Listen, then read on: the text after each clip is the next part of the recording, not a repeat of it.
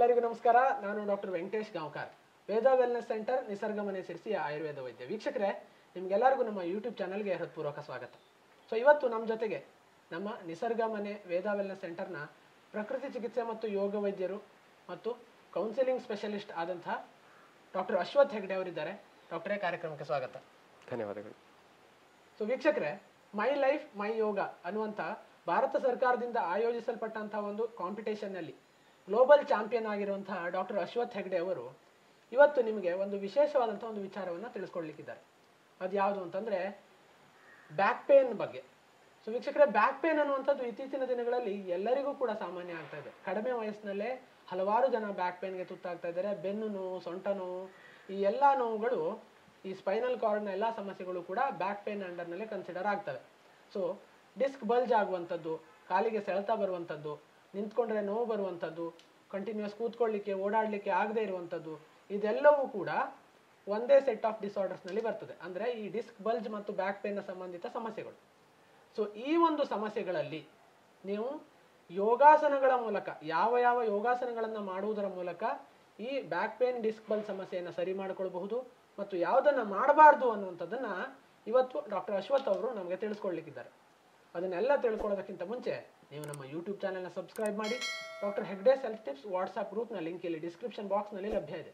Click ಮಾಡಿ join ಆಗಿ ಉಚಿತವಾಗಿ ಹೆಲ್ತ್ ಟಿಪ್ಸನ್ನು ಪಡ್ಕೊಳ್ಳಿ. ಅದರ ಜೊತೆಗೆ ಈ ಬ್ಯಾಕ್ ಪೇನ್ನ ಮುಂತಾದ ಇತರ ಯಾವುದೇ ಆರೋಗ್ಯದ ಸಮಸ್ಯೆಗಳಿದ್ರೂ ಕೂಡ ನೀವು ನಮ್ಮ ವೈದ್ಯರ ಬಳಗದ ಜೊತೆಗೆ ಉಚಿತ ಆನ್ಲೈನ್ ಸಂದರ್ಶನ ಪಡ್ಕೊಳ್ಳಿಕ್ಕೆ ಇಲ್ಲಿ ಬರ್ತಾ ಇರೋಂಥ ನಂಬರ್ಗಳಿಗೆ ಮಿಸ್ ಕಾಲನ್ನು ನೀಡಿ. ಸೊ ಡಾಕ್ಟ್ರೆ, ಈಗ ಬ್ಯಾಕ್ ಪೇನ್ನ ಸಂಬಂಧಿತ ಈ ಎಲ್ಲ ಸಮಸ್ಯೆಗಳಲ್ಲಿ ಯಾವ ಯಾವ ಯೋಗಾಸನಗಳು ನಮಗೆ ತುಂಬ ಸಹಕಾರಿಯಾಗಲಿಕ್ಕಿದೆ? ನಮಸ್ತೆ ವೆಂಕಟೇಶ್ ಅವರೇ, ಅವಕಾಶಕ್ಕಾಗಿ ಧನ್ಯವಾದಗಳು. ಬ್ಯಾಕ್ ಪೇನ್ ನಾವು ಬಹಳ ಸಾಮಾನ್ಯವಾಗಿ ನೋಡ್ತಾ ಇರುವಂತಹ ಸಮಸ್ಯೆ. ಈಗ ಯಾರೆಲ್ಲ ತುಂಬ ಕಂಪ್ಯೂಟರ್ ಮುಂದೆ ಕೂತ್ಕೊಂಡು ವರ್ಕ್ ಮಾಡ್ತಾ ಇದ್ದಾರೆ ಅಥವಾ ದೈಹಿಕವಾಗಿ ಸರಿಯಾಗಿ ಸ್ಟ್ರೆಚ್ ಮಾಡ್ತಾ ಇಲ್ಲ, ಅದು ವಯಸ್ಸಿಗೆ ಮೀರಿ ಬ್ಯಾಕ್ ಪೇನ್ ಎಲ್ಲರಲ್ಲಿ ಕಾಣಿಸ್ಕೊಳ್ತಾ ಇದೆ. ಅವರು 20 ವರ್ಷ ಇರ್ಬೋದು, 30 ವರ್ಷ ಇರ್ಬೋದು, ಇಲ್ಲ 60 ವರ್ಷ ಕೂಡ ಇರ್ಬೋದು. ಈಗ ನಾನು ಹೇಳ್ತಾ ಇರುವಂತಹ ಆಸನಗಳು ಅಥವಾ ಅಭ್ಯಾಸಗಳು 90% ಜನಕ್ಕೆ ಅಪ್ಲೈ ಆಗುತ್ತೆ. ಅಂದರೆ ಕೆಲವೊಂದು 10% ಜನಕ್ಕೆ ಅವರಿಗೆ ಡಿಸ್ಕ್ ಬಲ್ಜ್ ಬೇರೆ ಥರ ಆಗಿರಬಹುದು ಅಥವಾ ಡಿಸ್ಕ್ ಬಲ್ಜ್ ತುಂಬ ಜಾಸ್ತಿ ಆಗಿರ್ಬೋದು. ಹಾಗಾಗಿ ನೀವು ಸರಿಯಾದ ಡಾಕ್ಟರ್ನ, ಫಿಸಿಯೋಥೆರಪಿಸ್ಟನ್ನು ಕನ್ಸಲ್ಟ್ ಮಾಡಿಬಿಟ್ಟು ಇದನ್ನು ಮಾಡಬೇಕಾಗಿ ವಿನಂತಿ. ಸೊ ಹಾಗಾಗಿ ಸಾಮಾನ್ಯವಾಗಿರುವಂತಹ ಬ್ಯಾಕ್ ಪೇನಿಗೆ ಇರುವಂತಹ ಆಸನಗಳು ಯಾವುವು? ನಾವು 4 ಹಂತಗಳಲ್ಲಿ ನೋಡುವ. ನಿಂತ್ಕೊಂಡು ಮಾಡುವ ಆಸನಗಳು. ನಿಂತ್ಕೊಂಡು ಮಾಡುವಾಗ ದಯವಿಟ್ಟು ಯಾರು ಮುಂದೆ ಬಗ್ಗಬಾರ್ದು. ಸೊ ನನಗೆ ಬ್ಯಾಕ್ ಪೇನ್ ಇದೆ ಅಂತ ನಾನು ಸೂರ್ಯ ನಮಸ್ಕಾರ ಮಾಡ್ಲಿಕ್ಕೆ ಸ್ಟಾರ್ಟ್ ಮಾಡಿದ್ರೆ ಬ್ಯಾಕ್ ಪೇನ್ ಜಾಸ್ತಿ ಆಗುತ್ತೆ. ಸೊ ಅದನ್ನು ಮಾಡಬಾರ್ದು. ಅಥವಾ ಯಾವುದೇ ಮುಂದೆ ಬಗ್ಗುವಂತಹ ಆಸನಗಳನ್ನು ಮಾಡಬಾರ್ದು. ಹಿಂದೆ ಬಗ್ಗುವಂತಹ ಆಸನಗಳು, ಅದರಲ್ಲೂ ಕೈಯನ್ನು ಸೊಂಟಕ್ಕೆ ಸಪೋರ್ಟ್ ತಗೊಂಡು ಹಿಂದೆ ಬಗ್ಗುವುದು, ಅಂದರೆ ಅರ್ಧ ಚಕ್ರಾಸನ. ಈ ಆಸನ ಬಹಳ ಹೆಲ್ಪ್ ಆಗುತ್ತೆ. ಹಾಗೆ ಇನ್ನೊಂದು ಬದಿಗೆ ಬಗ್ಗುವಂಥದ್ದು, ಇದಕ್ಕೆ ನಾವು ಅರ್ಧ ಕಟಿ ಚಕ್ರಾಸನ ಅಂತ ಹೇಳ್ತೇವೆ. ಅಂದರೆ ಕೈನ ಮೇಲೆತ್ತಿ ಒಂದು ಸೈಡು ಬಗ್ಗುವಂಥದ್ದು, ಇದು ಅರ್ಧ ಕಟಿ ಚಕ್ರಾಸನ. ಇದು ಕೂಡ ಬ್ಯಾಕ್ ಪೇನಿಗೆ ಬಹಳ ಉತ್ತಮವಾದಂಥ ಅಭ್ಯಾಸ. ಆದರೆ ವಿಶೇಷವಾಗಿ ನಿಂತ್ಕೊಂಡು ಮಾಡೋ ಅಭ್ಯಾಸಗಳಿಗಿಂತ ಕುಳಿತುಕೊಂಡು ಮಲ್ಕೊಂಡು ಮಾಡುವಂಥ ಅಭ್ಯಾಸಗಳು ಬ್ಯಾಕ್ ಪೇನಿಗೆ ಸಹಾಯಕಾರಿಯಾಗುತ್ತೆ. ಸೊ ಹಾಗಾದರೆ ಕುಳಿತುಕೊಂಡು ಮಾಡುವಂಥ ಅಭ್ಯಾಸಗಳು ಯಾವುವು? ಕುಳಿತುಕೊಂಡು ನಾವು ಸಿಂಪಲಾಗಿ ಮಾಡುವಂಥ ಅಭ್ಯಾಸ ಅಂದರೆ ವಕ್ರಾಸನ. ನಮ್ಮ ಲೋ ಬ್ಯಾಕನ್ನು ಸ್ವಲ್ಪ ಟ್ವಿಸ್ಟ್ ಮಾಡಿಬಿಟ್ಟು ಅಲ್ಲಿ ಸ್ಟ್ರೆಚ್ ಮಾಡಲಿಕ್ಕೆ, ಲೋ ಬ್ಯಾಕಿಂದ ಕುತ್ತಿಗೆ ತನಕ ಸ್ಟ್ರೆಚ್ ಮಾಡಲಿಕ್ಕೆ ಬಹಳ ಉತ್ತಮವಾದಂಥ ಆಸನ ವಕ್ರಾಸನ. ಒಂದು ಕಾಲು ಮಡಚಿಬಿಟ್ಟು ಇನ್ನೊಂದು ಕೈ ಹಿಂದೆ ಇಟ್ಟು ಬದಿಗೆ ಟ್ವಿಸ್ಟ್ ಮಾಡುವಂಥ ಆಸನ ವಕ್ರಾಸನ. ಹಾಗೆ ನಿಮಗೆ ಮಂಡಿ ನೋವು ಇಲ್ಲ ಅಂತ ಆದರೆ ನೀವು ಉಷ್ಟ್ರಾಸನವನ್ನು ಕೂಡ ಅಭ್ಯಾಸ ಮಾಡ್ಬೋದು. ಇದರಲ್ಲಿ 2 ವಿಧ ಇದೆ. ನೀವು ಮಂಡಿ ಮೇಲೆ ನಿಂತ್ಕೊಂಡು ಸೊಂಟಕ್ಕೆ ಕೈ ಕೊಟ್ಟು ಹಿಂದೆ ಬಗ್ಬೋದು, ಅಥವಾ ಮಂಡಿ ಮೇಲೆ ನಿಂತ್ಕೊಂಡು ಕಾಲ ಮೇಲೆ ಕೈ ಇಟ್ಟು ಹಿಂದೆ ಬಗ್ಬೋದು. ನಿಮಗೆ ಸ್ವಲ್ಪ ಫ್ಲೆಕ್ಸಿಬಿಲಿಟಿ ಜಾಸ್ತಿ ಇದೆ ಅಂದರೆ ಉಷ್ಟ್ರಾಸನವನ್ನು ಸಂಪೂರ್ಣವಾಗಿ ಕೂಡ ಅಭ್ಯಾಸ ಮಾಡಬಹುದು. ಹಾಗಾದರೆ ಹೊಟ್ಟೆ ಮೇಲೆ ಮಲ್ಕೊಂಡು ಮಾಡುವಂಥ ಅಭ್ಯಾಸಗಳು ಯಾವುವು? ನಾವು ಹೊಟ್ಟೆ ಮೇಲೆ ಮಲ್ಕೊಂಡು ಮಾಡುವಂಥ ಅಭ್ಯಾಸಗಳು ಬೆನ್ನಿನ ಸ್ನಾಯುಗಳನ್ನು ಬಲಿಷ್ಠಗೊಳಿಸುತ್ತೆ. For example, bhujangasana. 2 ಕೈಗಳನ್ನು ಎದೆ ಅಕ್ಕಪಕ್ಕ ಇಟ್ಟು ನಿಧಾನ ತಲೆ, ಎದೆ, ಹೊಟ್ಟೆಯನ್ನು ಮಾತ್ರ ಮೇಲೆತ್ತೋದು. ತುಂಬ ಸ್ಟ್ರೇನ್ ಮಾಡ್ಕೋಬಾರ್ದು. ನಿಧಾನ ಎತ್ತೋದು, ಕೆಳಗಡೆ ಬಿಡೋದು.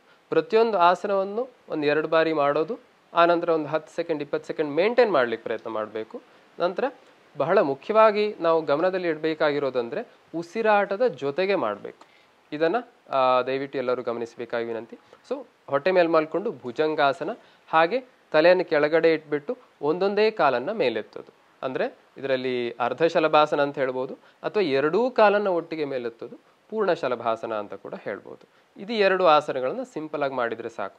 ಅಥವಾ ನಿಮಗೆ ಚೂರು ಫ್ಲೆಕ್ಸಿಬಿಲಿಟಿ ಇದೆ ಅಂತಾದರೆ ಎರಡೂ ಕಾಲ್ಗಂಟನ್ನು ಹಿಡ್ಕೊಂಡು ಇಡೀ ದೇಹವನ್ನು ಮೇಲೆತ್ತೋದು, ಧನುರಾಸನ ಅಂತ ಹೇಳ್ತೇವೆ. ಅಂದರೆ ಆ ಆಸನ ನೋಡಲಿಕ್ಕೆ ಧನುಸ್ ತರಹ, ಅಂದರೆ ಬೋ ತರಹ ಕಾಣಿಸುತ್ತೆ. ಬೆನ್ನ ಮೇಲೆ ಮಲಗಿ ಮಾಡುವಂತಹ ಆಸನಗಳು ಯಾವುವು? ಬಹಳ ಮುಖ್ಯವಾಗಿ ಮಾಡಬೇಕಾದಂತಹ ಆಸನಗಳು ಬೆನ್ನು ನೋವಿಗೆ ಅಂದರೆ ಬೆನ್ನ ಮೇಲೆ ಮಲಗಿ ಮಾಡುವಂತಹ ಆಸನಗಳು. ಮೊಟ್ಟ ಮೊದಲನೇದಾಗಿ ಉದರ ಕರ್ಷಕಾಸನ ಅಂತ ಹೇಳ್ತೇವೆ, ಅಥವಾ ಲಂಬಾರ್ ಸ್ಟ್ರೆಚ್ ಅಂತ.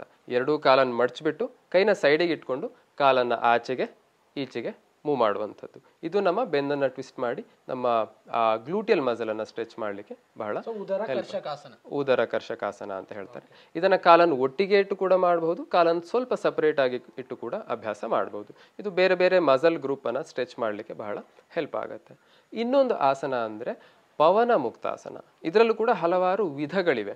ಯೋಗ ಮಾಡೋರಿಗೆ ಬಹಳ ಪರಿಚಿತವಾಗಿರುವಂತಹ ಆಸನ ಪವನ ಮುಕ್ತಾಸನ. ಯಾವುದೇ ನೋವಿಗೆ ಕಾರಣ ವಾತ ಅಂತ ಹೇಳ್ತಾರೆ. ವಾತ ಅಂದರೆ ಪವನ, ಆ ಪವನವನ್ನು ಮುಕ್ತ ಮಾಡೋದು.